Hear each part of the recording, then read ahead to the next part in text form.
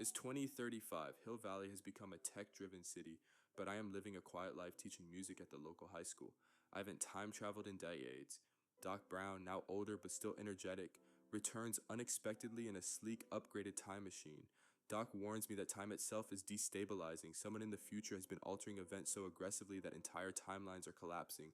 The culprit, a mysterious figure known only as the Chronarch. Before I can process this, the sky fractures like glass. A temporal quake. People flicker in and out of existence. Doc insists we must act immediately. Marty and Doc travel to the year 2190, a neon-lit world where time travel is commercialized and heavily regulated.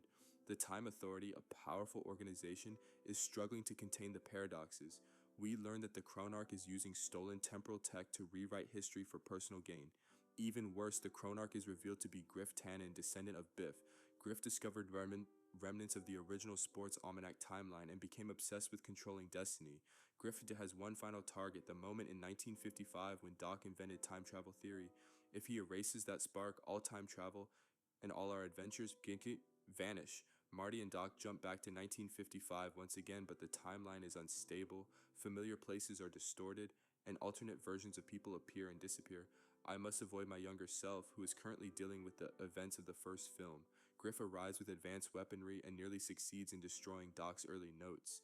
A chaotic chase erupts through 1955 Hill Valley, across the school dance, the courthouse square, and even the unfinished clock tower. In the climax, I confront Griff atop the clock tower during a lightning storm.